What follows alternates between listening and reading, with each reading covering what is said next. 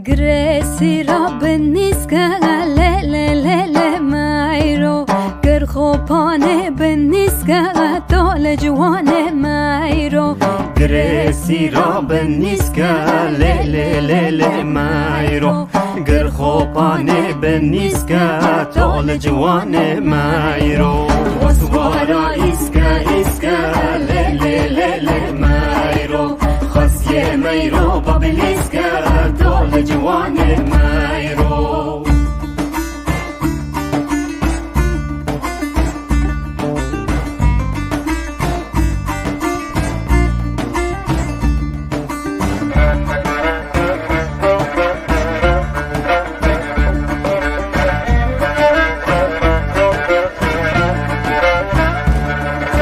گریسی را بسیره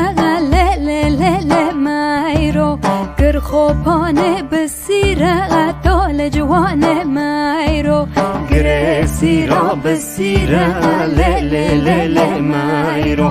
گر خوبانه بسیره دال جوانه مایرو وسوارا هیرا هیرا له له له له مایرو خاصیه مایرو وزیره دال جوانه مایرو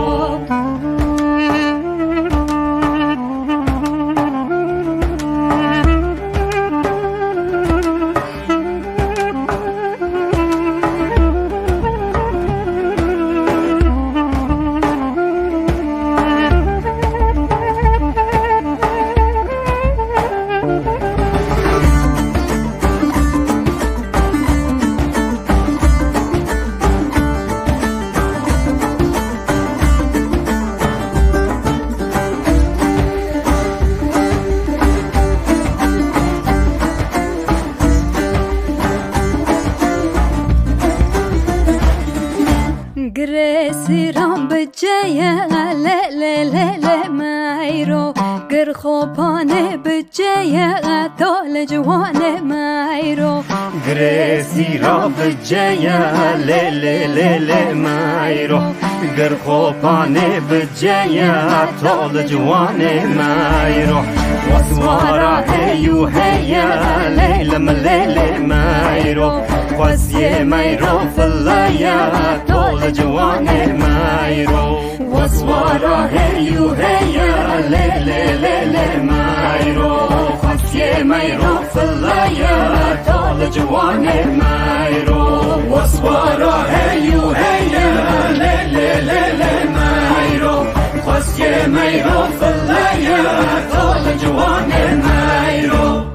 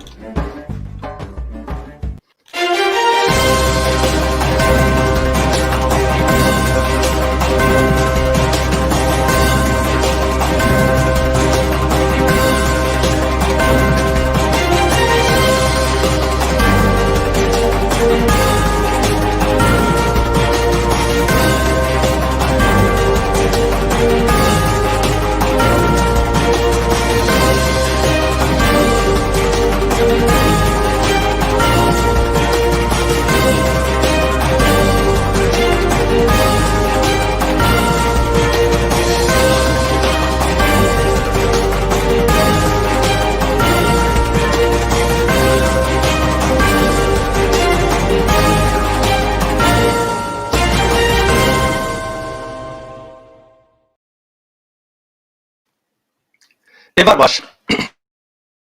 شبانین هجا و برومت دوست هاوالین هجا ایوار و حمیا بخیر و خوشی به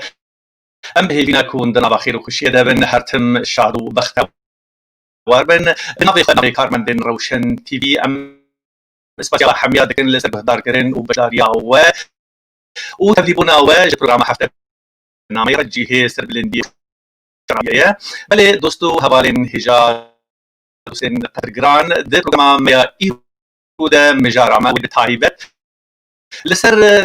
دست نویسا د سوریه و بجاریا رژیم و رهبریا سوریه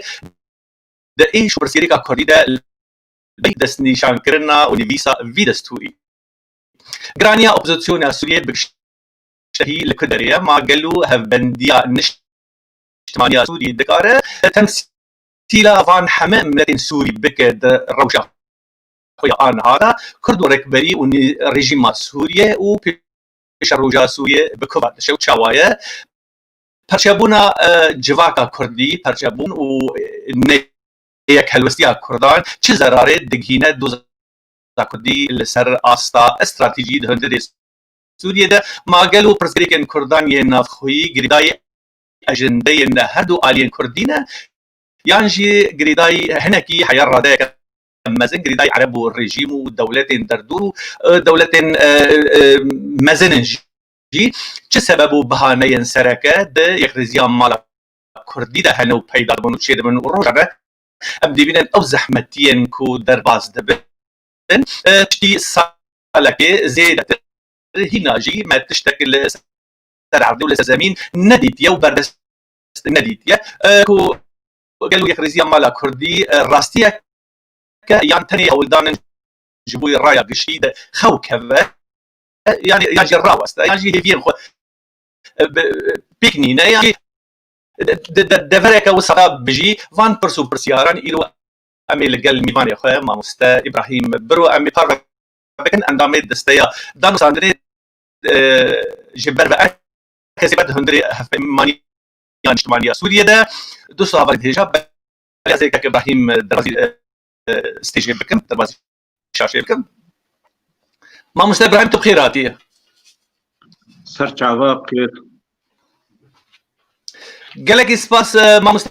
إبراهيم جارك دن دوستو حوالين هجا بهيفيا ويا كينا كو كومنتين ونفيسين وجي آخافتن وبرسين وجي دي دربارا ريزو ريزداريه واحترامي دا بيان دخوازن تشتكيش هفدو فين بكن بريز ما مستا إبراهيم برو إيرو بمرايا بربرسي أنا كسي يعني كو دنجي أنا كسي دهندري اوبوزيسيون سوريا دايه كاك ابراهيم وي بكار بهتر صورت فكري صورتكي اشكال بدما كاتش نابل هندري جنيفي بري جنيفي دو جنيفي دو جنگشيا كود نابرا وان وركريا دد ما مستا ابراهيم خويايه كود نافروكا جواكا كردي ده كو خدي شخصيته وفرزياتك خدي هلوست داره يعني ام كارم بيجن كو كاك ابراهيم ديروكا ويا سياسي سر عرضه ودوار سياسات دا ودوار دانو استاندري رجع خويا وبرزه كو خدي هلوست وخدي نرينين جوازو جداي بالك كاك ابراهيم از درجه بخير هاتنا تبكم از دستبيكي هما تاني ام كرد دهندري معادله سياسي ده لسر ميدان سياسي دهندري سوريا قالوا أموك كرد بالتفاهي جديري كده بقر حياة عفرينة يعني جهيم الكرد دارية معادلة سياسي آتش الدولي آتش النافخوي آسوري ده قالوا أم الكدري اللي نجي من الكدرينا أم تخازن تعريفه كوسا بتشوك جدا بيزن فرمو تماشا بانين مرة جيت تذكر شروع بك فرمو إيفارة توحم إيفاني تبخير كعنايات هبونا ما كردا بيجمان أم كرد نلا شك تنينه إما أنا وك تكرم كر أم نونرتيا أنجمنا اجتماعي كردي بشكي باش جملته كرد بشجريا مدكي لبي جمان خلك كي دجي هي حريك تمثيلا شريحة كجري ملتي دكي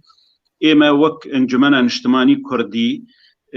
جدسبيكا شورشا سوري ده حتى رجا إيرود جهما دناب أوبوزيسيونا سوري دبو جبر ام دبينن حطانا هاجي او جهكي طبيعي جهكي نورمال جمره ام وقت كرد 6 سالي بري في شورشا سوري ام اوبوزيسيون بون جبر ولوجي انها ام دناب اوبوزيسيوني دانه لبي غمان دوان 10 سالاده قالك زحمتي ما في اوبوزيسيون سوري ر درباسكريه ام انها يعني جاليكي دي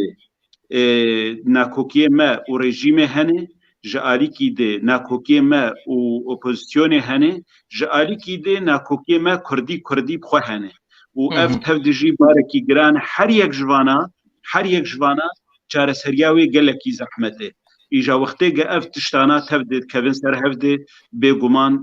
ڕێک گەلێکی زەحمەت لە پێشیامە هەیە. بله باشه ما هندر رياض دده هاتا خياكرن لغوري امزاكرن ودان استاندرن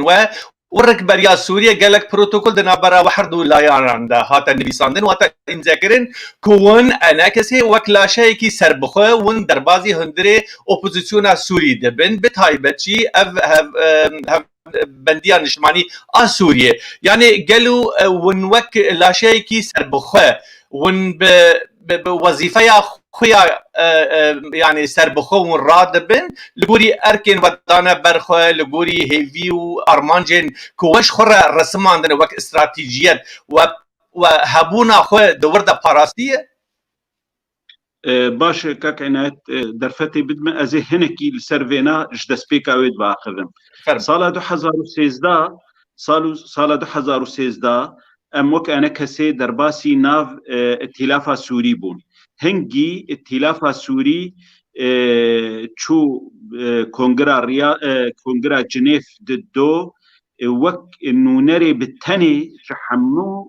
اپوزیسیون سوری را هنگی ائتلاف تمثيل حمو معارضة سوري ذكر امجي هنگي بشر جيبون دوره هنك منصاتي دي تشيبون دي كونغرا الرياض يكدي هيئة التنسيق تفلي اوي بو لتفلي تفاوضي بو ولا شك عسكري جي تفلي تفاوضي بو هنك سربخوجي تفلي تفاوضي بو دي وثائقي جش كونغرا الرياض دركتن او هيئات تفاوضي اجج كونغرا الرياض دركت وثيقات تشيكر دهات ناسكرن وثيقة لندن او وثيقة لندن يعني دسبيكا ويد خويا ذكر دولتكي عربي اسلامي دفيل سوري آوا ببه هنگي ما وك انجمنا نجتماني كردي قرق ناف دولتي كر ما سردانا امريكا كر ما سردانا حمو ولاتي اوروبي كر ما روسيا كر ما سعودية كر ما تركيا كر ما هنگي سردو خالا تركيز كر خالق جي ام وك كرد چه ايشه ما دناف اوپوزيسيونا كي دهيه جي پشتي هفقاسا قرباني هاتن دانين و بريجي ام بده سالا اوپوزيسيون بون لهمبر رژيما سوري جبو ما في خوش بو ديمقراطيتي آنها اوپوزيسيونت دخوازه تني في رژيمي بكهره هنكي دنتي خشونه دي و بعين سياسة جالي شوفينيتي دي عروبتي دي اسلاميتي دي بلكي عشق ترجي هنگي حمه آلين ناف دولتي پشگریان رینا مد کرن دویده خالا می ددوا چبو مدخواست ام وک انا کسی یانجی وک کرد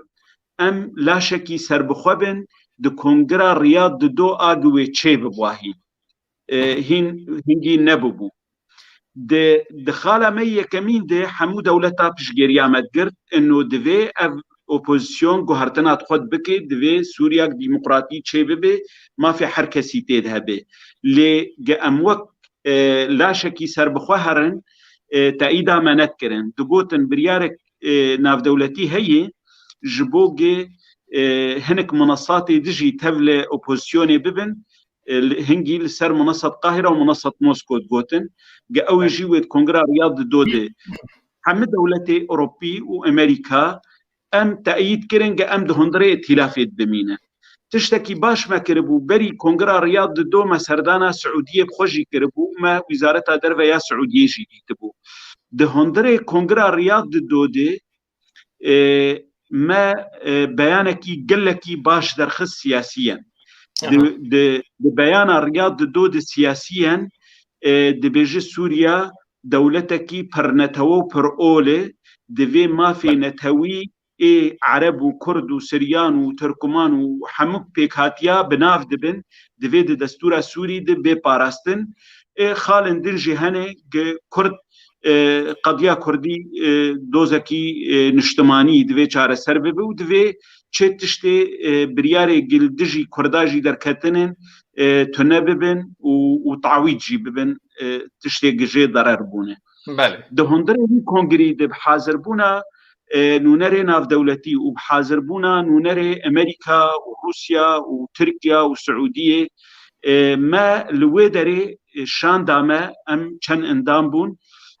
ما قال لك البرخودا قد في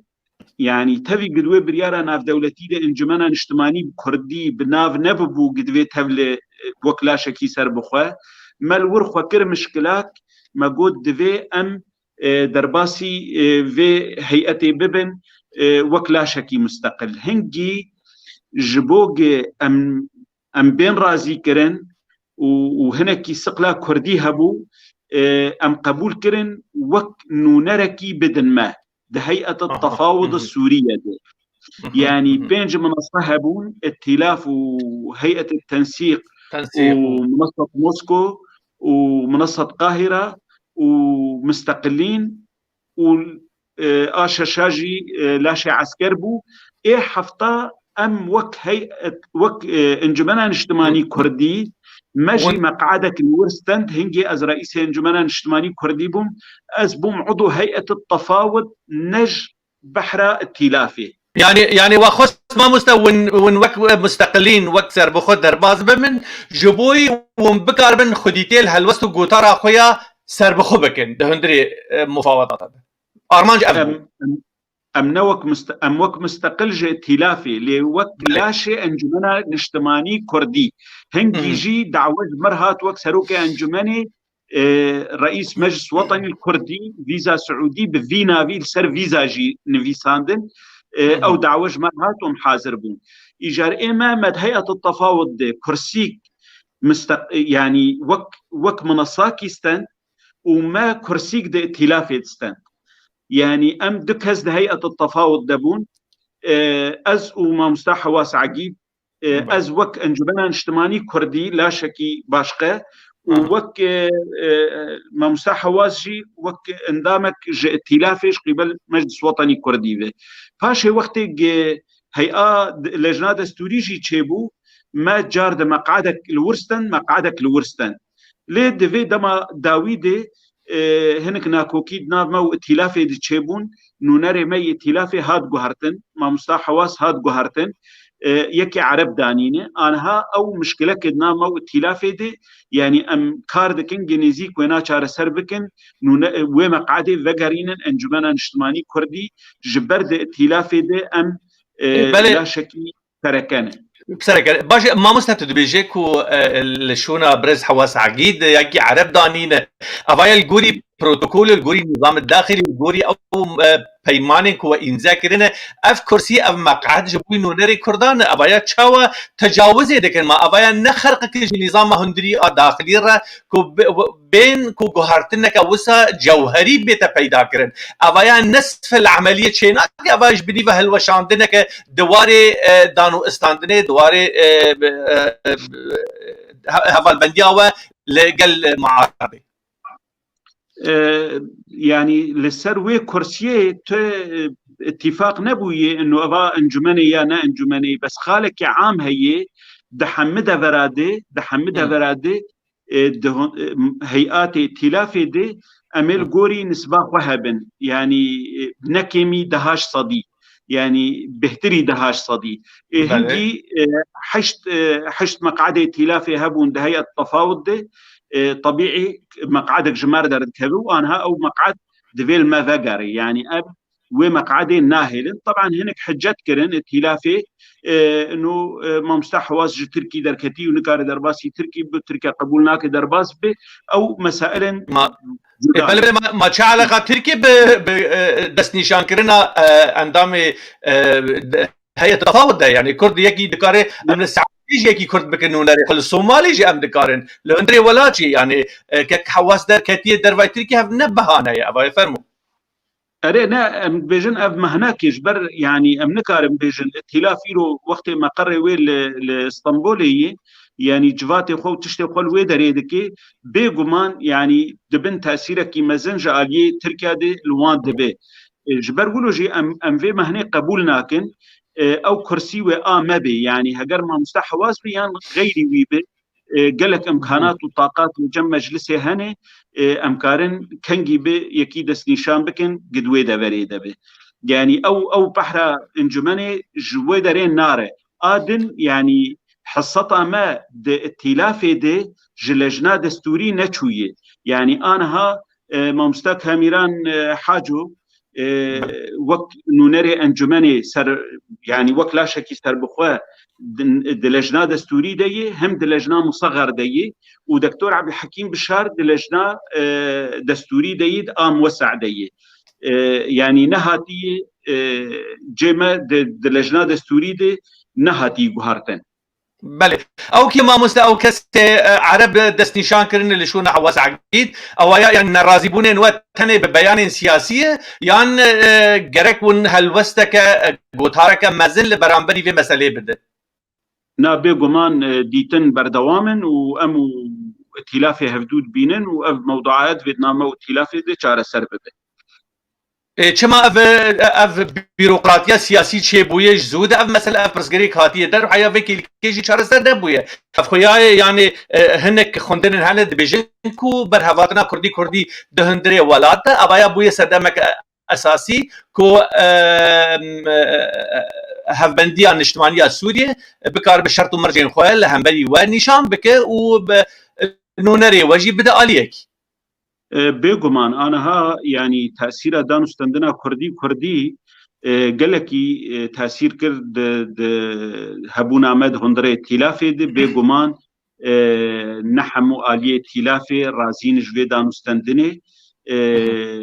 belkî dewleta mudîf jî yanî wek Tirkiye jî bêguman nerazî ji vê danûstendinê lê ême wek encumena niştimanî Kurdî wek her wextê jî me gotî ême ئەم بریارێ خۆ لە گۆری بەرژەوەندی ملەتێ خۆ دەستینن ینی ئەف دانوستەندن وەختێ ئەمریکا خواست یانژی بەری وێ فرانسا دانوستەندنەکێ بکێ دناو مە و پەیە دێدێ مە بریارە خۆش جەم خۆستەندیی و ئەڤایەت بکنەکە حولەفای مە د معارەدێ دێ یانژی لە ترکیا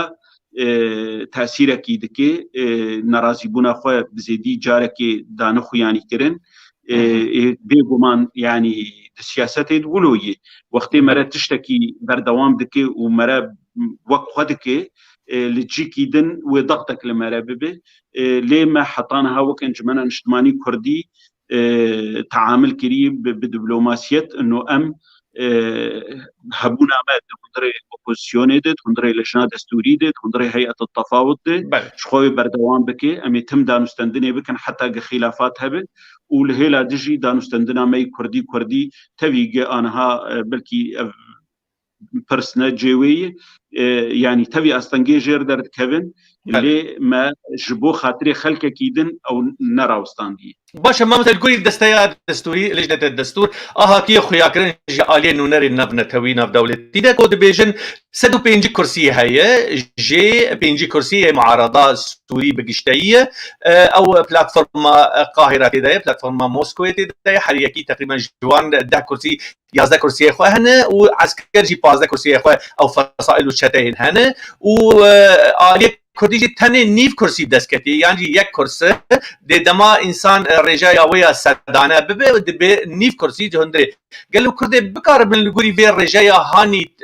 اوقاس نظم و گیم و یعنی به هجماریک مزنه ابایا لگوری نسبت کردان ابا تمثیلک راستقین و حقیقیه بکار بکو حبونا گلی کرد دهندری لجنه دستوری ده ترجمه که وسا یعنی تأثیرک مزن لسر بریارین داویه بکه بله کاک عنایت اف پرس متخواست یعنی شخوش دستپیکت بکرن جبر یعنی بجداریا مجی دوی برنامجی ده براستی مخواست گلک خلقی ما ملت ما وی پرسیدکی و پرسکی مشروعه انو چما تمثیل کردا گلکی ضعیفه ده لجنه دستوری ده لجنه دستوری 105 کسن 5 آلیه رژیمین 5 مجتمع مدنی 5 اپوزیسیونین بێگومان کورد گشت نه معارضایە یعنی کورد ئەکید هەنێک هەبوون دۆستی ڕێژیمێ بوون ئەکید هەنێک هەبوون بەعسی بوون ئەکید هەنێک هەبوون دە ئەحزابێ جەبها دەبوون ئەو دەوێ پرسا وێ نەژمە بێکردن ژوان خەلکا بێکردن ئیرۆ ڕێژیمێ چەند کورد خستنە ناف خودێ ئونە یەک ڕێژیمێ ئونە کوردەک دانانی قایم ما مثل امریکان رژیم محاسبه بکن جبرکو ام نسر آلیه نظام داخل ام تلسر آلیه معارضه حیا مثلا ام بيجن اداره ذاتي جيگر ام كرد بجميرن ودرباز نبنت هندري لجنه التفاوض يعني كتابه الدستور ده نمعنى واخ جرانتي كرنا دنگي كردا دبي هبه يعني چل في آلی چل في آلی امریکا رم بيجن کو والله لاستكفانا کی کرد ويش آلیه دوار ممكن الدوار اللوجستي والسياسي ده آلی كاريان ما بك فرمو كاك عناية دبي بخويا كرين جبر خلق لنسبة برسن أزبيم سرقة مجتمع مدني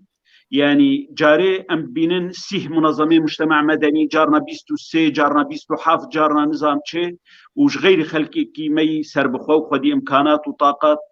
أو جي رخنادك دبيجي چما نسبة كردا هندك أجي ويبرسي جوان دكم بينجي كس جالية منظمات حقوقي ومجتمع مدني هاتن داني اف منظمات مجتمع مدني وحقوقي يه كردي لكبون جي خد ورد نديتنا افجي جارد نگونه همي دفي امفيجي ناس بكين يعني بينجي ريجيمي نگونه همي بينجي مجتمع مدني جي يعني اف طاقاتي ملتي كرد قد كلين ولسر اعلام وسر راقهاندني ودبيجن نسبة كردا كيمن وأون معناوي أف خلقي مي قد منظمات حقوقية دي مجتمع مدني دي تتكليه واني ناف دولتي وعلاقاتي واني أوي خرطناني كاربن جهة خواد دفر كولود قرك أنا مثلا أوجي الجور نسبة كردا بينج ده بازداد ورد جهبانا أوجي تشتك بالسر نخستن إجامي بين معارضي إيرو حما آلية كردي سياسي دبيجن معارضاني يعني أمي بيجن مسدي مثلا يانجي بيادي وبارتيان بيفي إيرو وقت قدرت كفن لسر راقهاندني يانجي لسر عردي دبيجن تلتك خاكا سوري دبن دستي مدي قوتك خرطي أف قوتا خرط جرك جهة خوا بقرطا بشك معناه أوبوزيوني معناه لهم بالرجيميني جرك جهة خوا بقرطا دفر كيجواندي جرك أنا لجور ترتك جي جرك بازح بجوان تيد هبانا هنك بارتيه قلنا ده أنا كسيداني وند ريفابريه داني أو جيد بيجن أم قوة رئيسين وأم ناي تجاهل كرن وعلاقات موتك اليوم بدولة أروب خلكير وبدنيا هني أوانجي تجي نقرتن يعني هنك بريد منصة قاهرة دبون جي خو نقرتن هنك جرك مثلا دفرين دد منصات دد جي خو بقرتانا دي يعني وقت ما مستببر اما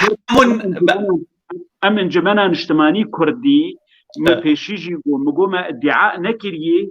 ام تمثيله حم كردادكن يعني هجر اف تيارات كردي اجد بيجن ام معارضانه فيدي وحلفاء اخوه واحزاب دني جهني وخلقي ميسر بخوه هجر ام خولان دبن ام تاني ممثلي كرداني مني اكيد وحصتها مشغوله بهتر بايع باش ما مست ام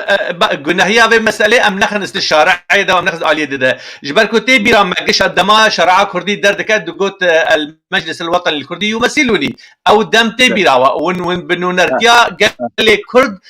دولتها دبينن وين بيجن ام برسو نونري في قليل هندري سوريا ده حيا في روجي في كيلي جي ونغوتيكو امنتني بالبرسي في ملاتينا بلكي انا جاري يا كمين ام تشتكي وصا جاليه وفا سياسه ام دبينن افجي خوياي يعني حساب بازار ده مساله ده هن ليه دي سجي ازي بجم او رجايا نيفج بينجي يك جسدي ده هندري وان دنگاندا قالوا ابايا لغوري هبون ونبونا قال لي كرد هندري سوري دي يعني الغوري وي بينجي او رقم بينجي يعني ون رازين يا نرازين كاك عنايت ام دزانن هجمارا كردا نلغوري هبونا قد لجنة دستوري دي آدم ما أنا كسي تجاري نفجارايكي تجاري ما ادعاء نكري أم مسرحة مكردانة ليه أم دبيجن إيروج ما بيفي تمثيلا كردا دي لجنة دستوري دي ياد هيئات تفاوض ناكا وحقيقة تشبر خلقي دن نكارم بجن وي أستي يعني بلكي محاولة خدكن جهد خدكن ليه بدسوان نكهتي درباسي ودفري ببن ام بهیوینه گانا کرد ده دوري دره درباسي لجنه دستوري ببن درباسي هيئه تفاوضي ببن لهجمار تبي جهندكي اللي اما ام دزانن گانها هجمارا ما ندنو نري ما دناب معارضه هبن يعني دهبنجي بدسهلداني ام نكارن تشتكي تحقيق بكن هبونا ما هبونك فعاله هبونا ما ايرو وقت لجنه مصغر جبازدا تشيبوي ام وك انجمن اجتماعي كردي نونري مي انجمن اجتماعي كردي نايد ائتلافي دي يك جبازداي سبا ولجنه بتشوكتر تشي ببن هجر مثلا ببن حفت جي ام يكج حفطابن وهجر ببي بينجي ام يكش بينجابن يعني ما مستبخوت ديسا جي تأثيرا ويكي وين مقعدي وين رقمي لسر نبيسا قرار مصيري وبجراندنا كردا دندري في دستوري دا جارانتي جير لازمه شرعها كردي لسر ودغتي دكه دبيجيك وافايا نكافيك وام جارانتورن يعني دندري في دستوري دا ويجي نرتيا مدكن شرعها كردي يعني بترسد لهم بروا في مساله دا ام تخوازن شخوا شرعها كردي يعني في معادله هنكي جما ببهيزه جرانتور كي ايرو متحده رعايتها حوارك دك مهمة تاني سوري وهدارية الهبدو بكن إيرو حمى آلية دني كردي خوا جخلك سوري دور خستنه نال ناف نظامي داني نال ناف معارضي داني وأف بشت كناندنا كج ملتي كردره يعني أف قراقي إيرو ند ناف معارضي دايه وند ناف نظامي دايه بشتا ملتي كرد دستوري دي دشكينه هشتي بار تاني دهستي مد وك انجمن اجتماعي كردي اما انجمن اجتماعي كردي جنا ام دنو نربن ام دهنو نربن جي لغور نظام داخلي يا لجنه دستوري ام تشتكي بسر ناخن جبو بريارك بسر كهوي جصدي حفتي وبنج دفي اريبكن يعني جبوغ ام يا ريجيم خالك بسرخينن دفي حربين جي معارضة أريبكن وحربين جي مجتمع مدني أريبكن ويزدكز ايه نظام جي أريبكن حتى خالك بسركذي باش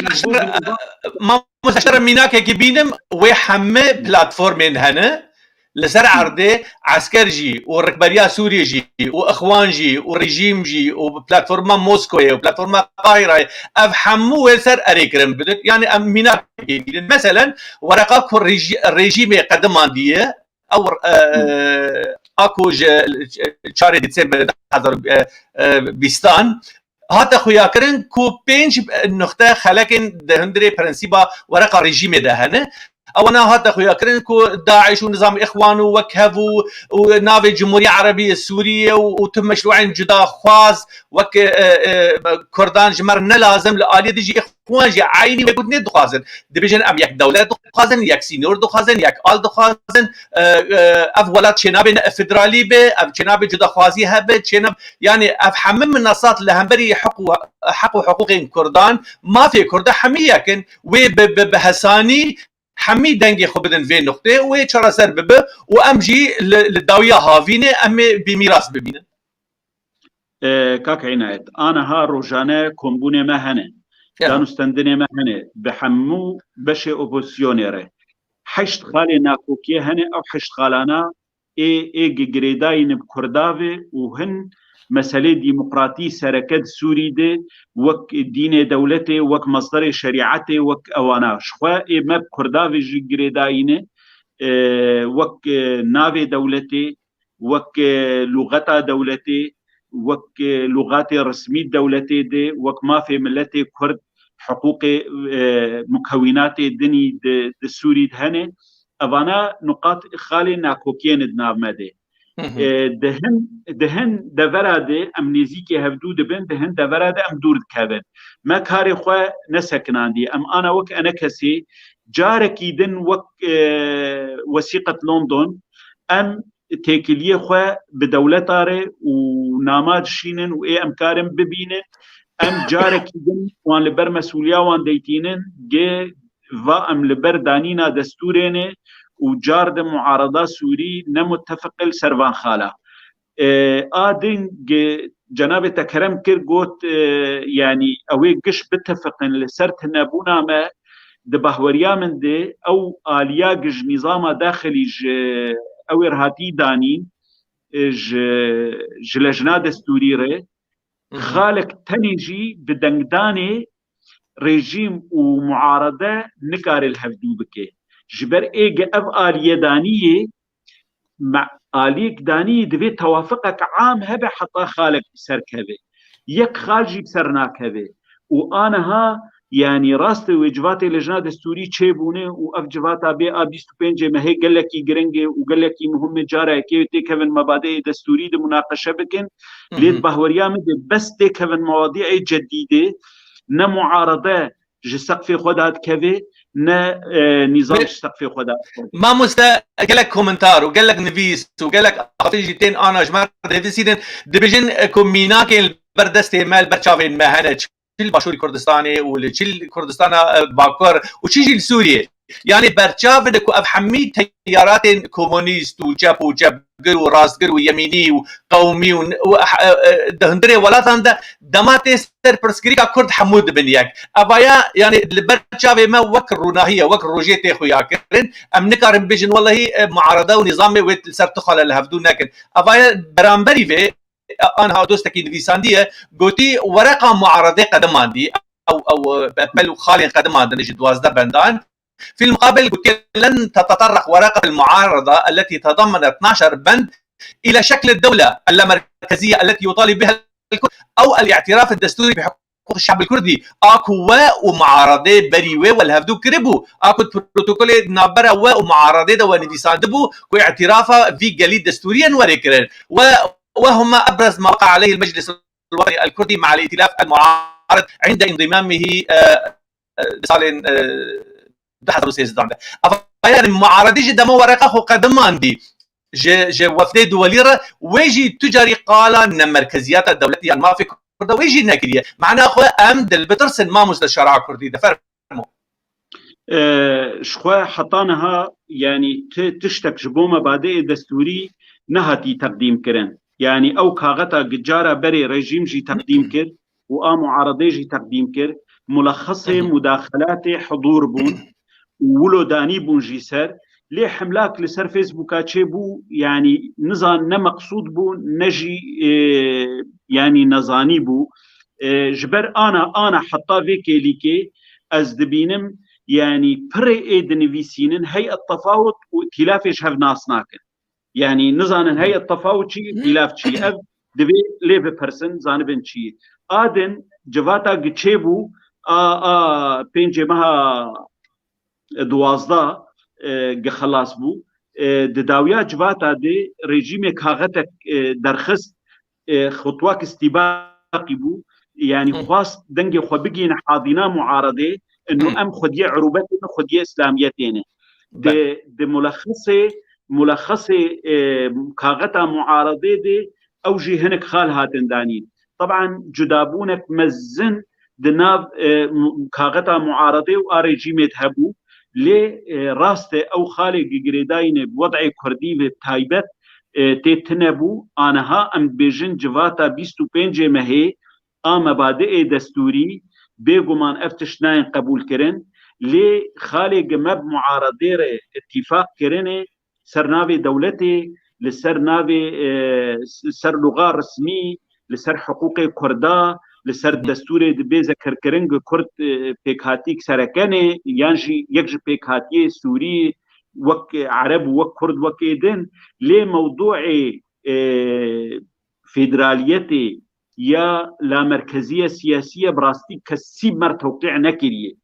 ابايا از نكارم انها ادعاء بكم انه ما اف تحقيق كريه يان امي بكن شرطك امي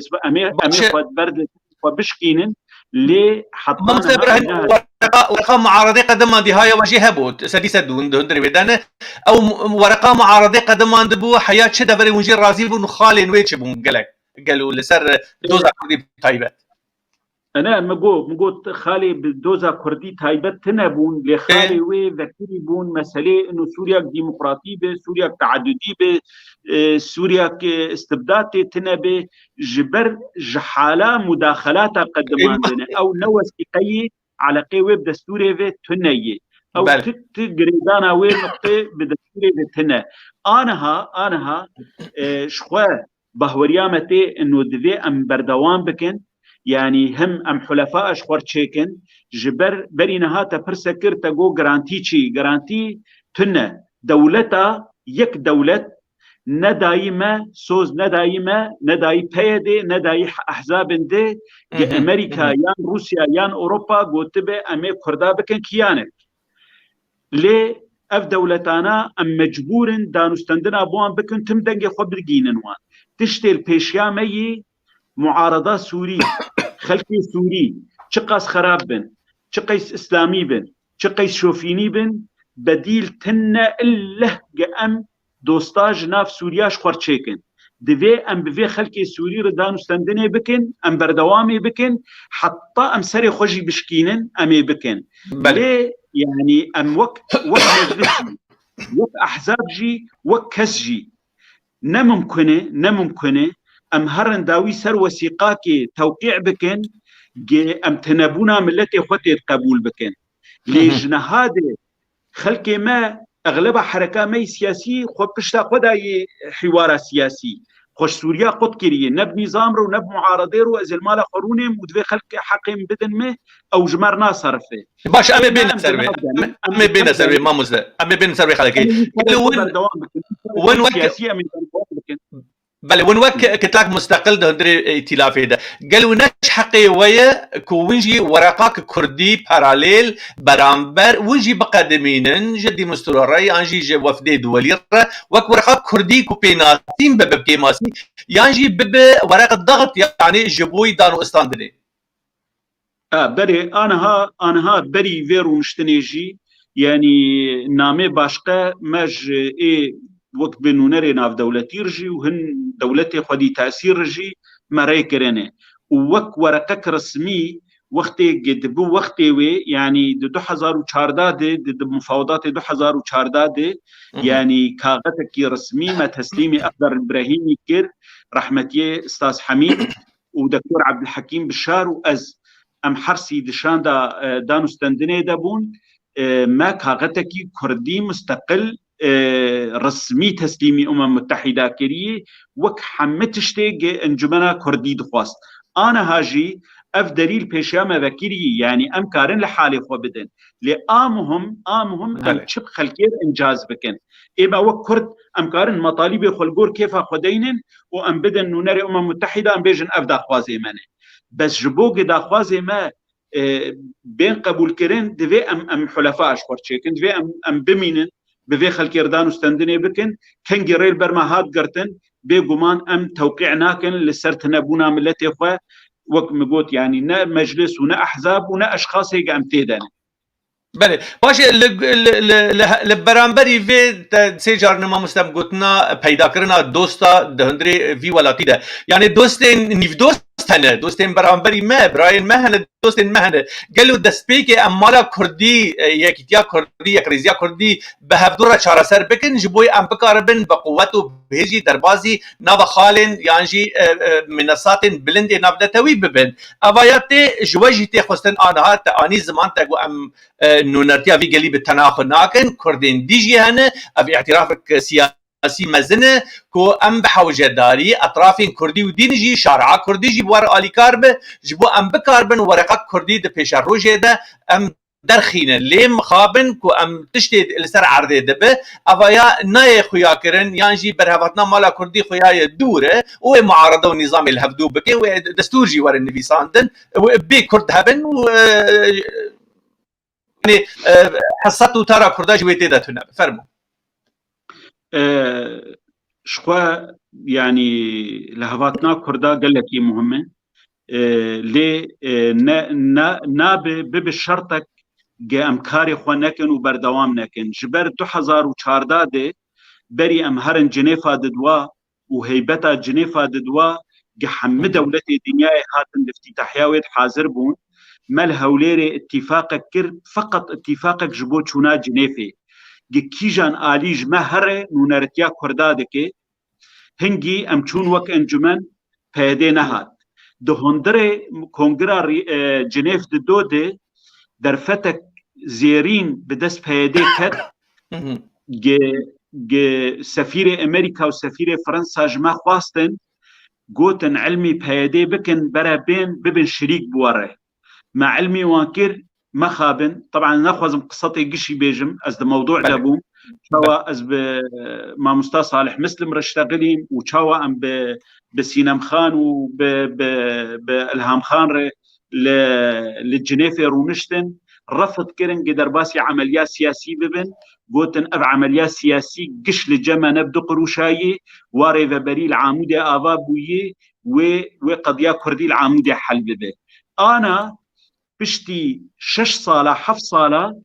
حمل دنياي دقرن دخوازن بس درباس بن بنونركي درباسي عمليات سياسي بن وقتك دريا عمليات سياسي وكريبو انا هاجي يعني افكاري قتي كرن شخويك رزيا كردي تشيبه ونونرتيا كردا دي جنيفه دي يك بقلكي باشي لي دياري اوتش نبرحتيه لغوردان استندني كردي حطان هاتين كرن بله ما نویسکار و حقوق ناس شادي حاجي نامك شاندي جمرة دبيجي كو لا شك ان مسألة الضآلة او تدني حجم التمثيل الكردي في هيئة التفاوض امر في غاية الاهمية، فهو يهدف بالدرجة الاولى الى تقزيم وجود وحجم الكرد في سوريا سكانيا وجغرافيا وديموغرافيا وسياسيا وثقافيا واجتماعيا. افايا يك يعني دنجك جدنجين رسان دنجك نویسکار و شارع كردي وصعد بيجي سيرفي اكيد تشب اخفتني ايام بس بيغمان شخو تمثيل هندكي وجبر ولوجي اف الين سياسي يجو نكارن جهه خو ببينن دوي جهه خو ببينن اما وكن جمانا اجتماعي كردي ام بد اليا درباسي وان عمليا بونه چد ائتلاف دبه چد وكلاشكي مستقل به تجاهل مدى اي لجنه دستوريجي واي تفاوضي نهاتي كرن لي بيغمان دوي اليدن كاربن لخوغرن وكاربن جهه خود ناف عمليات سياسي سوري ببينن وافتني قام بيجم والله ضام سر عرضي هنه ومع عرض قرتي وبترول دستي مدي وقنم دستي مدي وما دام قضيامه ولو بيحل كرن دفيد عمليات سياسي دي كرد خبدن هف جي خو تشيبكن والا موضوع غازن جمنابه اما لغوري هبونا خو امي هول بدن ام كاربن ما في ملتي كرد تثبيت بكن واد بيجم هجمار يعني جارد نقلكي مهمه ام ددوبن يا ام دهبن جبر لفي افلكي سوري حقوق ما قبول بكن او قبول نكن وام نكن توافقاتا ام ددوبن جو ام دهبن جي وكهذا بله ما مستا برصد بيامين دي استاجم ما مستا حاجي شادي حاجي بيجيكو بأن الخطر وكل الخطر في عملية وضع الدستور هو في آلية التصويت المقررة من النظام الداخلي الذي سيعمل به وفق اللجنة الدستورية في كيفية اتخاذ القرارات ضمن اللجان المصغرة والموسعة والتي ستؤثر في قضايا الكرد التي قد تطرح من قبل ممثلي المجلس الوطني في اللجنة الدستورية. ودبيجي عند البدء بكتابة الدستور وليس في عدد ممثلي الكرد في اللجنة الدستورية حتى إذا كان العدد أكثر من ذلك، لأنه لا يمكن تحقيق أي إنجاز من خلال ممثلي المجلس في اللجنة الدستورية سواء كانوا سياسيين أو قانونيين، ومهما بلغ مستوى مؤهلاتهم ومهاراتهم وأيا كان هؤلاء وأيا كان عددهم، لأن خطورة دبيجيكو تكمن في آلية التصويت وكيفية اتخاذ القرارات وتثبيت المواد الدستورية. يعني برسا شارع ما مستوى كو ريا أريكرني وقرار برني كو دندري تصويت هذا ونشقص بلند بن يعني هجمار فرح بوقتاج آني زمان يعني قالك بن أويا قياي والتأثير لسر بريارة نك جبركم مشروعات سياسية مهمة في مسألة آليات تصويت سر دستوري دبهوريا مده مصلحتها مرية نل دجيمية وقت متحدة بريارك ستندي دبي تشتك بي قبول كرن سري صديق هفته و 5 قبول بكي ما مستقانها ام كرد بيجن ام سري صدي پازدن سوریده کسکی جمع کرده نگوتی زیدی 15 هگر بیجن کمی 15 زیدی 15 هگر ام بیجن نسبه ما 20 بجی دلجنا دستوریده گه حقیقی جی بیستا بدن ما گه اف خلقی دن بمره تصویت نبن يعني هجر آلية هجر مثلا نيفي بوا يعني 50% بوا ما جارده ام 50% تمثيل دكن ام ناكن ما دام جا امزاني جي دقلت تشتاده معارضه ونظام نيزيكي هذي وبالتالي املا ماد 50% جي تنقل سروان تشتي مي تايبت بقبول كرن باش جسر توافق لازم معناه يعني توافقات لازم قالوا باش عادي ديز الشديد نفسي دبجي هجمات بو توافقات هاتي داني انه توافق تنبي بريارج صالحي كثير نجئ مره اي خرط بجي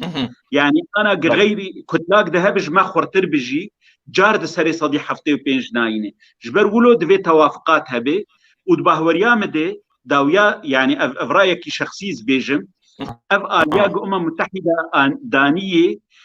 جبرجي دفي سوري باش وان مسائل خواه بهفر دانو ستندني بكن وإسلامي تمسكي بتشتي خو بكن عروبي بي خو بكن كرد بي خو بكن داوي نكارم بجين اتفاقا هنجي ومجتمعي دولي يان روسيا هجر أمريكا تنازل ملف سوري ربكج روسيا ربشتي اتفاقاتنا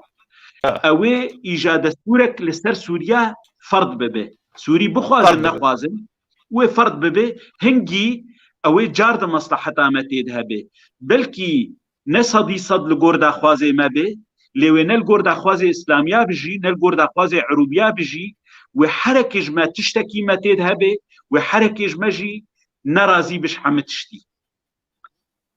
باشه جبر داتي خستن معنا اخوه دبي انا كسيجي ايرو سياستك النافخوي سياستك استراتيجي بدا برخوه لقال خو فقر لحراكات دي سياسي فقر لمنصات كردي فقر لروشبيرا فقر لاين سياسي دفقر خو هيز دار بك ببيشبرجين روج درباز ببن توافقات كردي بدا برشافان ابايا يعني ايرو ونجي لبرامبري سياستك براستي جران ودورو تريجن وقت اخويا كرن كو ديسا زي بيجي ما شادي بيجي كو جرك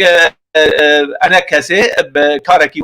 الرابع المطلوب من المجلس الوطني الكردي تكليف مجموعه محدده من قياداته بما فيهم اعضاء من الباب القانوني لتولي القيام بتنظيم مناقشات ومشاورات وحوارات وعقد المنتديات والقاء المحاضرات وورش العمل مع مختلف شرائح المجتمع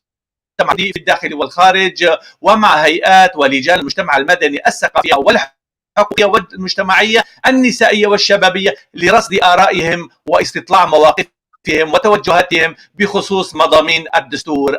المرتقب. معناه وينجي لبرامبري ايرو براستي قالك اسوي دين تجي انا هذاك ما مسته والبيش وجهنا ابايا ومبح وجدري هم فان دريان هم لا يجي مالك كردي جرك وين ديواري وبلند وخورت بك فرمو دفعه داخوازه ده تشتا مامستا شادید بیجه شخود جه خودهیه لی دبشه جالی کی ده معرکه سیاسی و معرکه سیاسی نجا ام وك بقربان جامد بيجم ملي منتهي يعني اف سياسيه قام تيدني معناوي ما سياسه ختم كريه وامنا بحاجتي كثيره مشكله ما ده معركه مي سياسي دي تشتي ممكن بحق عندن كيمي طموحي ملتي مي وكيمي داخوازي مي دويدي ام هين وقت بتشتي ناف دستي مدي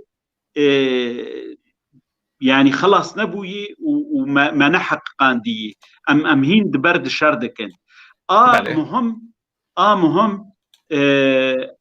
جانبي قانونيه كما مستاد بيجي وام مجلس هنكي بتيد مقصرا يعني تفي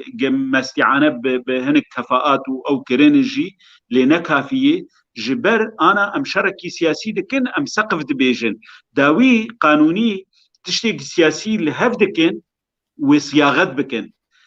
كارن أو تشتي ما اتفاق كريه هجر فريقي ما قانوني خرط به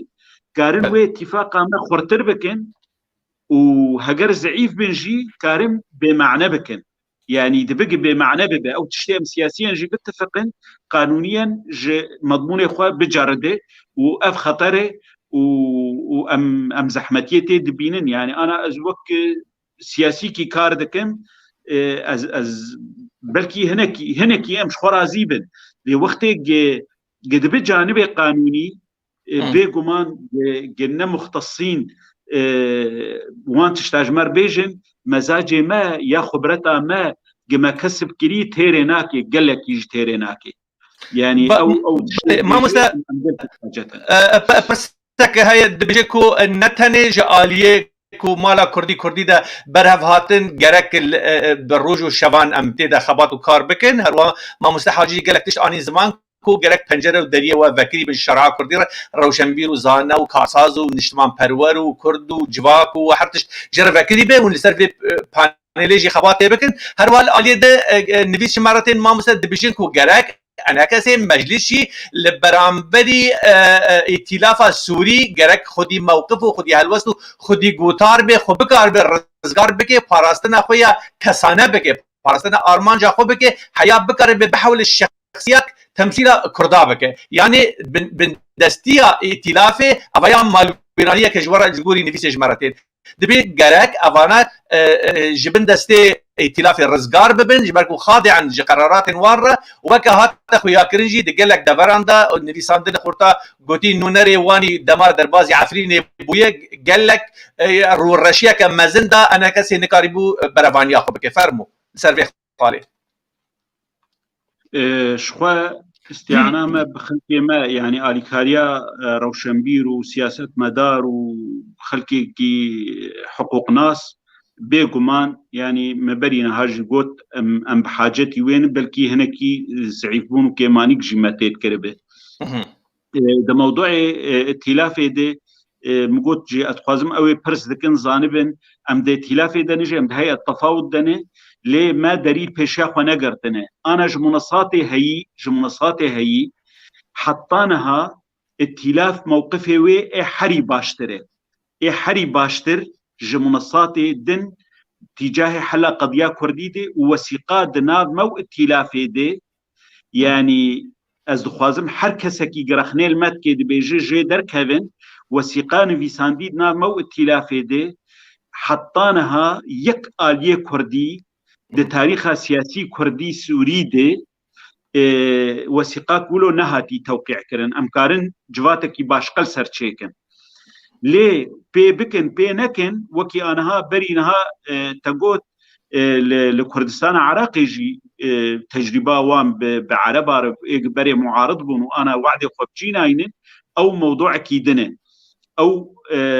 مسألة بدنا انه تنفيذ بكنيانا كن بس وك وثائق افضل وثيقه حطانها بائتلافي اوي وما دليل خنا قرتني ام بمنصاتي قد هيئه التفاوض دنا ام قشار دنو دستينن جاريكي دده انا هاجي ما جبهاك تشكري دناف خوا ومنظمات سوري وتيار الغده وهنك عشائري عربي او جي يعني وك دريكي جمره قسبه هجر لا شكي نهج معارضير تشيبه منصك يعني كونغركي نه بديل الرياض تشيبه ام جر حاضر بن وك مجلس ينجي وك كرد ام كاربن برنج دجي تعاملي بيربكه ابايا دي سابدغره يكريزيا مالا كردي وبهتر كاغازاتي خدستي وحميان وكتلا كردي لبرامبري اطراف دي باش بس انا هاي كريزيا كردي دبهوريا مده برا ام هنكي بزلالي بيجن بيدي جبوتش تخوازب انجمن اجتماعي كردي هاتني بكي اما ام بينن برجوانديه ملت اما تيد هني وام كرديك بن او بن ايوان إدارة دستوان دي وعسكر دستوان دي وقوة دستوان دي وسبي حتى إباري بيجن أنا كسينة تشتكي وتشكي تمثيل ناكو أو ناكي كما تخوازن لهفاتنا كي بكن باش ما مداخلك أم وك شرع تخوازن بكن عمليات سياسية ودستوري تمام ام دفرنا نبري كيبك باشا وين اصلا دبلوماسي دا وين اصلا عالمي والدنيا وخلكي ودبلوماسي وانتليجنسيا الدنيا وين دبينن لا اليا ديجي لسر عرضي بيادي يعني ادارات ذاتيه خدي قوات خدي هزه عسكري وان انا اخوان عرضو بري وان هذا باشا قافا ام وان حردو لا يعني حردو طرف حردو نقطان برهفدو بينن وجي لا شيء كي كردي إرادة كردي أم درينن جبوي مصلحته برجواندية كردي أنا تاني زمان تاج وأم معارضة والنظامي ويسب دستورك لسر ما ورا فرض كرن نا حمت اشتي ما ويتي ذهب ونا حمت اشتي مسلمان وعربا ويتي ذهب لياني دستورك يهبش معناه أفتش تيرو شارع جواد دخوازد نابرا حد الله كردي ده قالوا لهفدو بين نا تام سديسة سياسة هو يعني نا تام سديسة سياسة إدارة ذاتي أم لا شيء كردي شخصية كردي باراستنا شخصية كردي مر مهم وقت شارع جبوي برجواندي مي بيشاروجي فرمو هنا يعني تاني بقوتني تاني وبداخوازة وبهيبية وبدعاء يكرزيا كردي تشينا بعين مشكلة ما وفي إدارة هي وفي مسألة بهيديوان وك مسألة معارضة ونظامة يعني خلكك وقت بيج إيه مزهمة وأسقوتهم وإيه بخواز ويتهف مببي أو تيك رزي تشينا بي أو دبيني نبندي مي نقل كي بندي مي شروط ما قبول بكي عيني وقت أمشي نكارن كاري خوي سياسي بسكنينن بيجن والله دفي بهيدا ما قبول بكي ودفي ام درباسي ناف بهيدا ببن او ببن انا افدان استندني مي هي بزلالي تشيبون والبرخل كي تشيبون وعلى اساس اتفاقك سياسي ما تشيبو احترام او اتفاق سياسي بتقرو شاجي ناقرن والتزام يجي بيناكن جبلي ويجي يعني هون تصريحات وان او وان دبينن سروكي وفد وان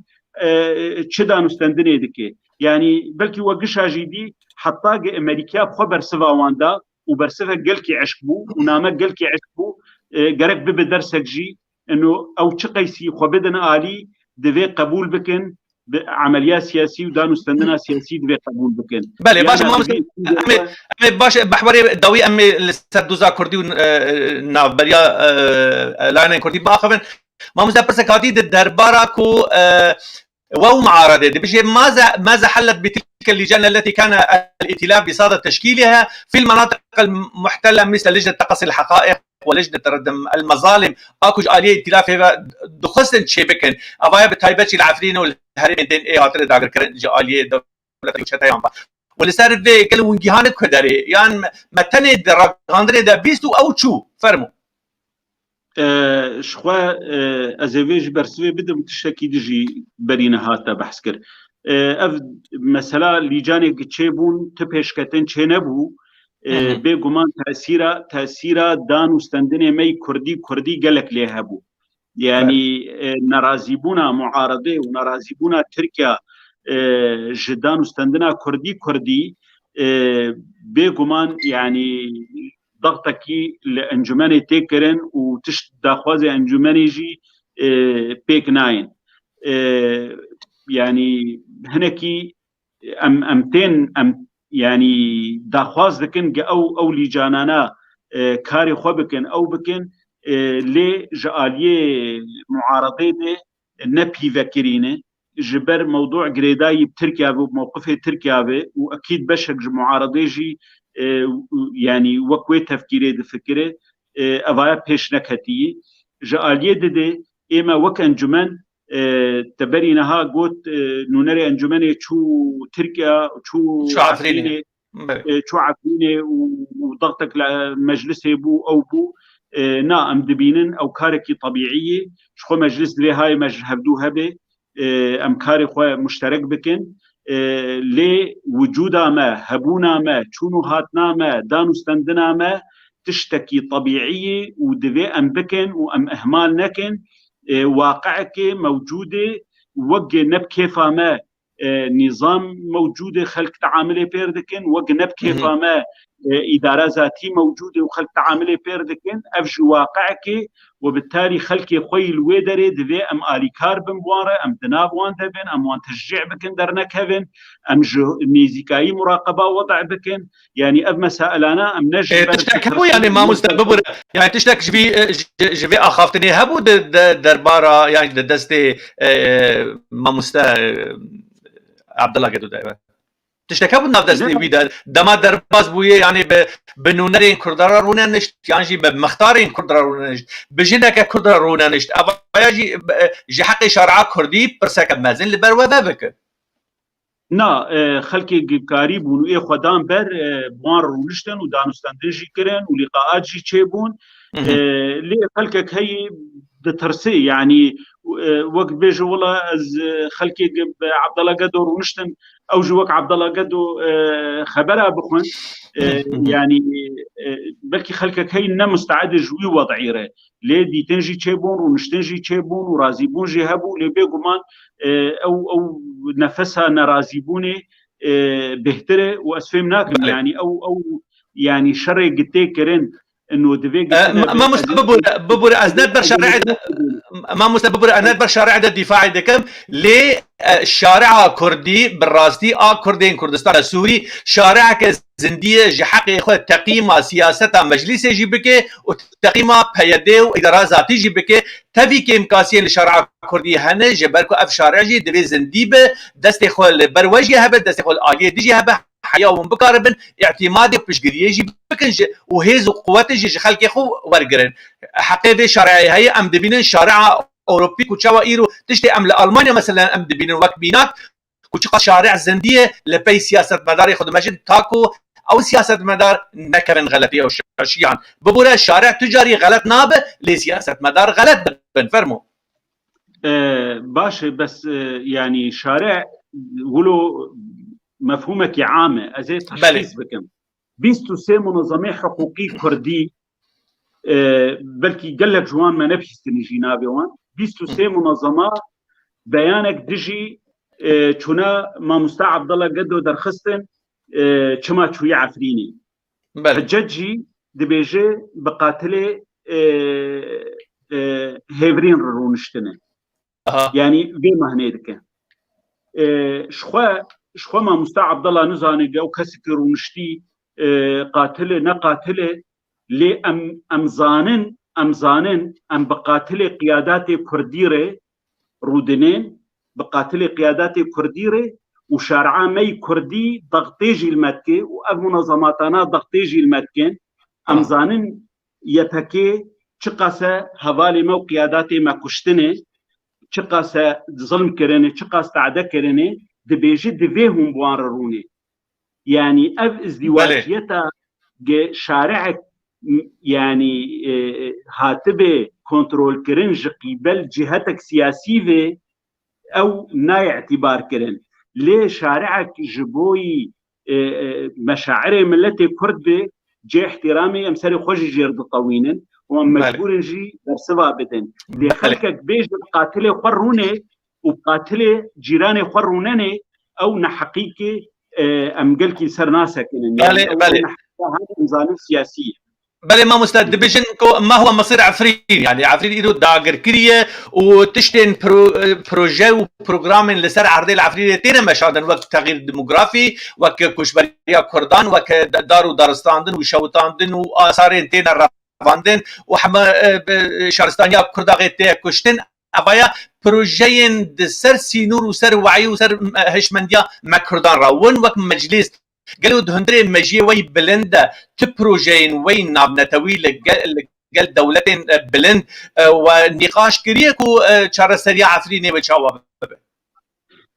دس بكش تركيا وحطاني حمو دولتي دنياي ام وك انجمان دبينن خلقي كيما ملتي ما يكرد العفريني ظلم دبي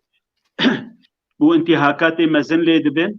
ودبي چارەسەری گژێر بێدیتن و ئەو چارەسەریژی ئەمزانن گرێدایی چارەسەریە سیاسی سووری بێ ئەم نزانن وێ پێشەڕۆژە عەفرینێ بچڕەنگی بێ لێ گەلێک جارە پەرچەی دنی کوردستانێژی کتن بن دست دولت آده و هاتن رزگار کرن آنها اف موضوع بشک جسوریه ام نزانن و پیشرو جاوی چه به لی ایمج آلیه سیاسی ده جار دوباره دکن بگر ج ترکیه حطانی امریکا و روسیا و همه دولت دنیای ده ام وقت تی خواستن ام دفاعی دکن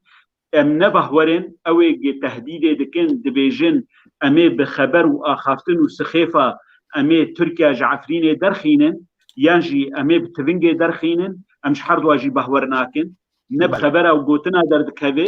و نب بچک جی دردکوه تنه گچاره سریک سیاسی بکرن و از وضعایا نئی عفرین تنه این همه مناطق سوری ایرو پنج دولت لسر عرضه احتلال دکن و حکم دکن دوی دچاره سریا سیاسی ده خلقش درکوین و چه میلیشیات هنجی يعني شيء حزب الله بن شيء بإيراني بقريداي بعراقي بقريداي بن إيبكا كيبن أفانا قش سوريا دركبن وشارع سري بتوائي بديتن. بله ما مستپرسك دواره ما في إنسان دواره حقوقي ده كو الشهباي دشتا شهباي كو كرداغي الملوي ده لدر 200,000 إنسان مد بن كونان ده أفزبستان هيب وسالا سيامين وسادتي درباس كرين ونوك أنا كذا بروجيك واجبو على كاريا قشتي جدولة مازن خدي هز وخستيه يعني بروجيك ووسا هاي يكون على كاريا فانجي بكن بش الروجه ده جبركو براستي ملات لبرهبون ونبون دايا وملات دقيت درجة كشتني ورباندني وتنبوني وحتىش لسري ملاتي بالويدري تمشاندن تشتكي ووسا دربار بيا كده هاي تشتامي هي او خلقانا يعني ايه الشهبابن يعني ايه الكامبا سريكانيه بن يعني ايه الكوبن او خلق فقر مالا خواه كرامتا وجهوي المالاوية وام مجبور ببن جنيزيكاي دناف خلقي خودا بن دناف ملتي خودا بن واف خلقايا كرامتاوي قد خانيه خودا بند بن كونادا به واف خلقي او استغلال كرن سياسيا او بتشولا خستن تشتكي يعني بازارك سياسي لسر بشتاوي ملتي كرن او بتشولا دور در كرن بيغمانجي انتهاكاتي قد هندري عفرين دبنيان سريكانيه وتلابيا دجيتين كرن او شي يعني تشتكي قلكي خرابه وفي يعني سلطه معارضه به تركيا به نموذج كي باش ناني يعني نموذج كي باش نظام وج اداره بهيده چتر ناني نموذج كي خرابتر اني عالم حقي وان هي ترسها به جواگريشي لي دوي كار ام گش كار بكن خلق وگرن بكرامت وگرن مالاخه وضغطك لدولتها تركي به جبر مسؤوليوي اخلاقي مسؤوليوي سياسي او في خلقي بباريس بله مستد ام بيجن ورن محور الداويش بركو هديد ام بالبدويه بروجرام فدشن لسر الهفاتنا مالا كردي دمان روجين داويدا براستي دراغاندنا كردي ده ما يعني تقين وصا مزن و بقوات بهيز بروفاجي داخواز وهيفيه شرعه كردي مديتن كو نونري بيانكي كو ورا رودنه دهندري دانستاندرين كردي ده مديل دركته برا غاندنه كو بيشمرگين روش توان باركرن بناندوزيه باتهام بعمالته تركيا ودوله الديره افايا قالوا لسر شرعه كردي براسي خدن قالك جرهات كرن كو هناك تيارك دهندري بيا اداره ذاتيه دخوازي برهبتنا مالا كردي نسف كهل وشيدش بنيفا افايا خندنا وبقشتي وك انا كزينا وك شخص ابراهيم وك بقشتي تشوى اللوحدنا رفر نجارة بيشي يعني سروك شاندا بيانكي قوان داخيانيات دي وهن سركردايتني دجي دي بيادي دوان داخيانيات دي لفي جاري وقتي بحثا بيشمرقادكي يعني رايا قشتي كردي نخلكي دوستي هوالي انا كسي ودوستي انا كسي حمم ملتي كرد افتش قبول نكر جبر ولوجي اوي خواست يعني تشاوا و بفرهيا انا كسي جي تشقاسي شري ويكر ودانو ستندم بردوام كرن خواست يعني درباسي خطي صور ببي مسألة بيشمركاجي بحث كر ليه افتشتا بيقومان ناي قبول كرن نممكنه يعني تبوفدك الردني واشتر حرو بيجي تغبيه وتمرتزقه وتعاميله وتجي بيجي والله از مصرم دانو ستندني بتار بكم يعني اف شانك يقولوا ناي قبول كرن دفي بيانك يجي وقصد يجي وشخوا امريكاجي طوازن دفي اف جوهرتنك تشي ببي دفي اعتذارك تشي ببي دفي تشتك تشي ببي طرفك بمر ودني بهوري كوي ونيتك كوي باش هبه بدانو ستندني ريانا ادبيجم ونداكرنا وقتي وتشتك بسرناك هبه بله ما مستهنك خوندن انجيرتينا كرن دبيجنكو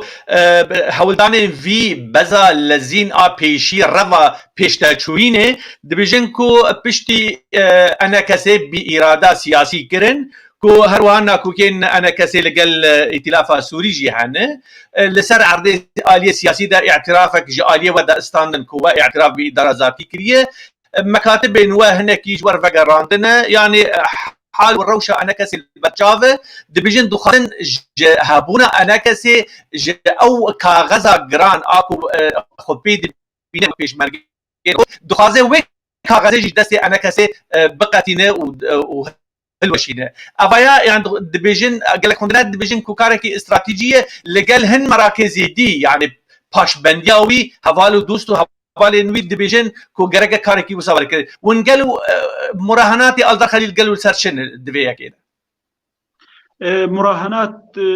يعني ناب مراهنه يعني وكيلو مثلا بحث دبي انه والله لا شكي سياسي نوتشي دبي يعني مراهنه لسر خراكرني نآوا كرنه يعني او حساب دكن انه هم اوبوزيسيون سوري شهبت هذا باشي او مشروع نوك او دخازن وهر سري يعني ولا عربه نرينا وانج چار سريا قضيه كرديره نه باشترج تركا يعني مسألة أو أوبوزيونا جنزيك ولا عربان شوفينية وعنصرية طوان هين بهتره أو يكجي آدم مراهنة لسر إدارة أمريكي نهدكن وأفجي تشتكي قلكي غلطي وقلكي شاشة بهوريا مده تفيق ناما دوه جبو إنه حوار كردي دست بي بكن نامك عشق بو تفيق إدارة كبنه نامه اللي إدارة نهبه نوك خلقك دبيجي إنه والله بايدن جتركا عاجزة استراتيجيك أمريكي منطقة هي السير دولة إقليمي سركت دفريد هنا إسرائيل وإيران وتركيا إسرائيل خلاف سرتنا خلاف روسي أمريكي سرتنا دبي باراستن أمريكا يا دبي بإيران ربشديني يا بتركيا ربشديني راست موقف جمهورية وهنكي جا إيراني هنكي نرم تربي لأن معناه وقع الدلي ما تفازوا بتركيا ربكي ما مستر بله بيانا ويا داوية الدربارة قلتنا الدار خليدة وخستبوكو ليبورين ورا خياكرن ورا داين جرك ليبورين ورا كرن وهن يعني بديل شوية كرتشي قابا ليبورين نيكرن ونتشبكن وخستبوكو يعني تشتنديجي دندري بياني ده خصيت السربيجي بساكن قابا اف جامير دبيجيكو جرك از ليبورين ناخوازم جبركم مهن اطراف مديتن دندري بيانك كده اگر الدار خليل ليبورين بخوازه ام ناهي ليبورين بخوازه ابوك فريقك تيمك مزن كاردك اما وكان كسي يعني اما في تشتيب زلاليج امريكيارش بيجن شكون جملته خرجيت بيجن انه والله مثلا برجواندي كرداش خود يكبونا كردا دنه اللي حطانها وقتي شارع ما وملتي ما نابينه بطرفك بتش اسلوبي تعامله دكي شخوا او قلكي خراب وقلكي زحمته دفي محاسبه في طرفي بكرن دفي قهرتن بكرن دفي اعتذار بكرن موضوعنا موضوع معنوي ليتشي نابي طرفك بهورياوي بدانو استندني نيه جي مقابل خرد بيجت عميله تمرتزقه تخاينه تقوي تبي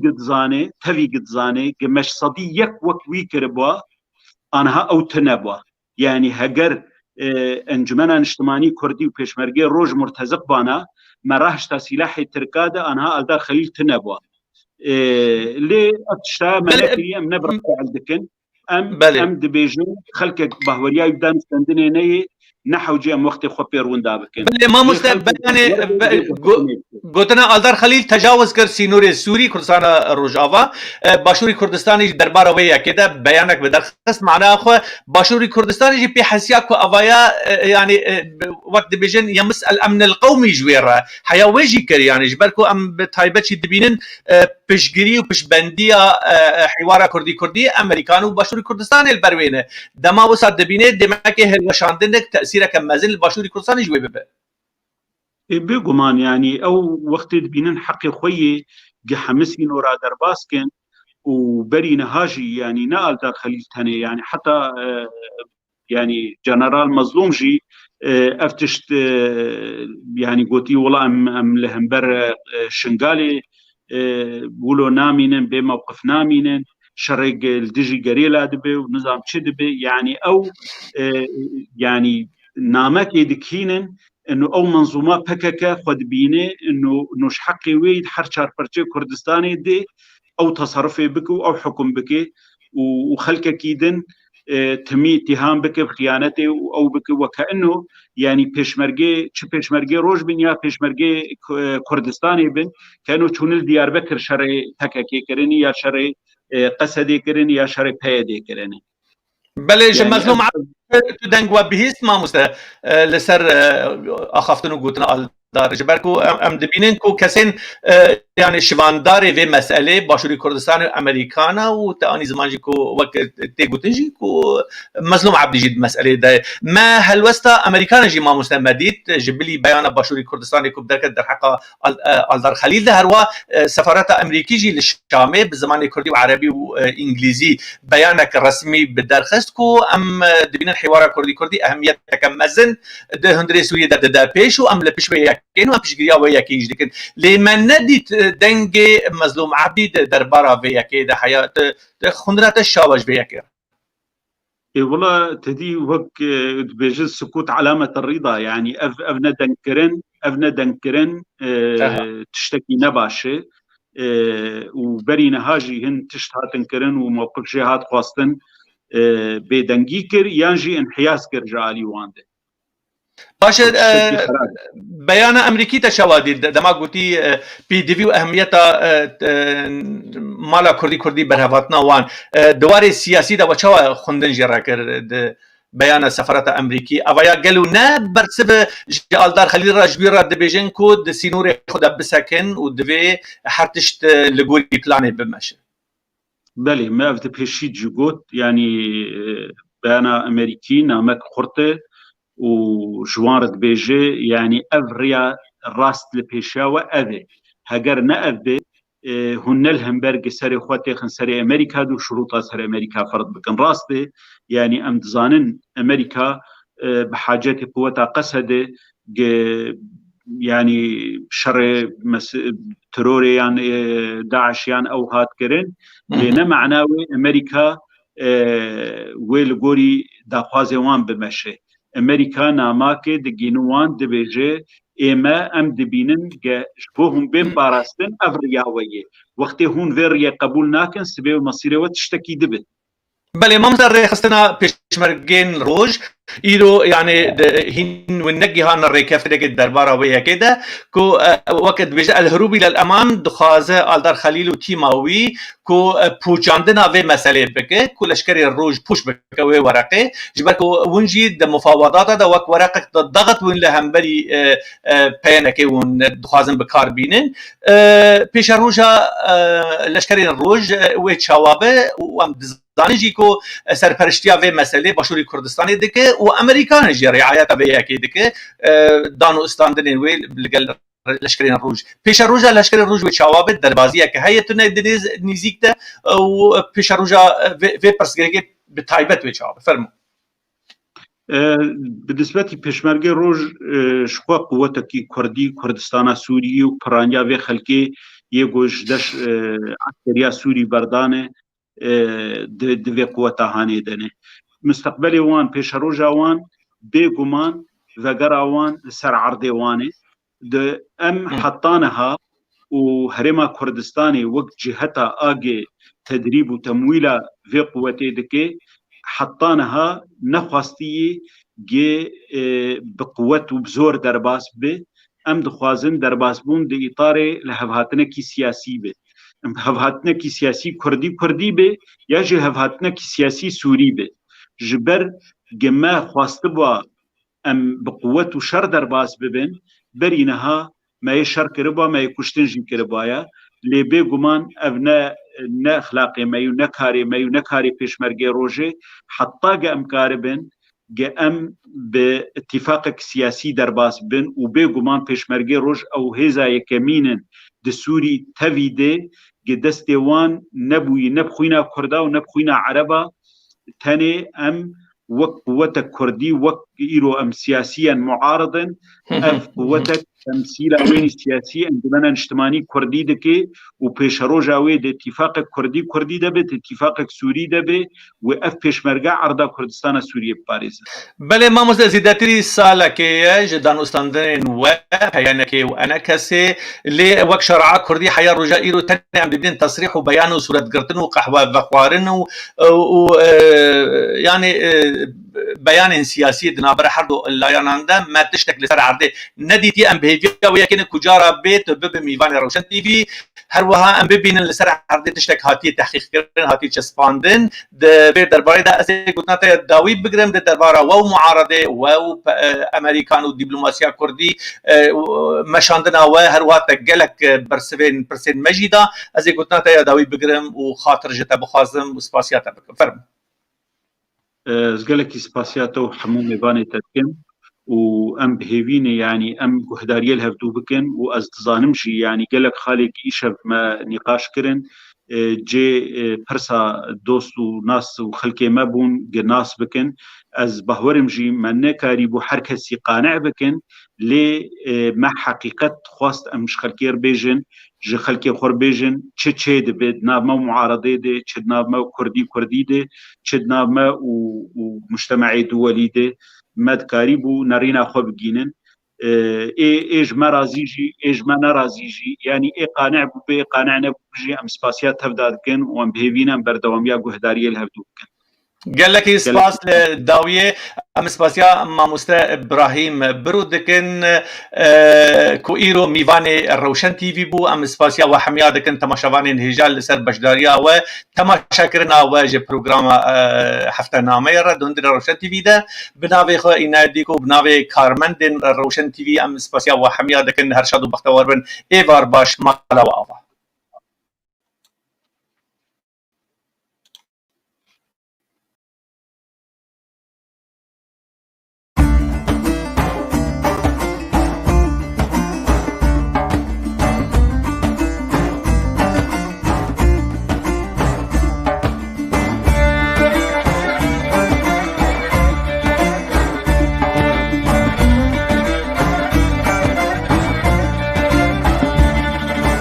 Gresi Rabbin niska le le le le mayro Gerkhopane ben niska tole jwane mayro Gresi Rabbin niska le le le le mayro Gerkhopane ben niska tole jwane mayro Waswara iska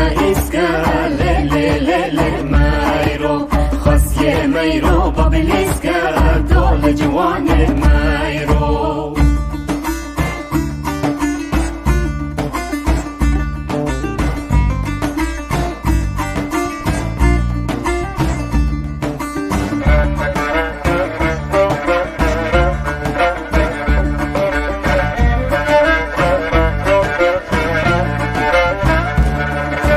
Gresi Rabb sira Gerkhopane besira tole jwane mayro Gresi Rabb sira le le le le mayro Gerkhopane besira tole jwane mayro Waswara hira le le le le mayro خاصية مايرو وزيرة tole jwane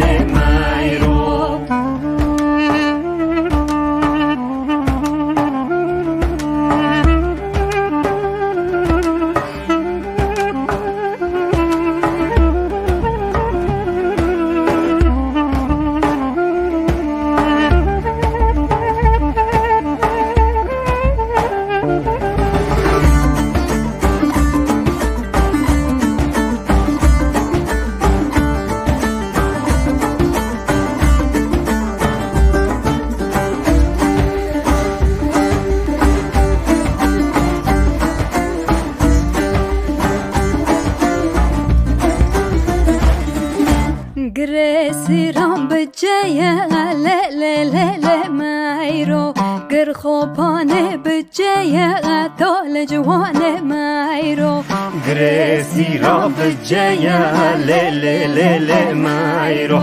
گر خوبانه بجیه طول جوان مایرو وسوارا هیو هیا لیلم لیلی مایرو خوزی مایرو فلایا طول جوان مایرو وسوارا هیو هیا لیلی مایرو خوزی مایرو فلایا طول جوان مایرو وسوارا هیو هیا لیلی مایرو خوزی مایرو فلایا طول جوان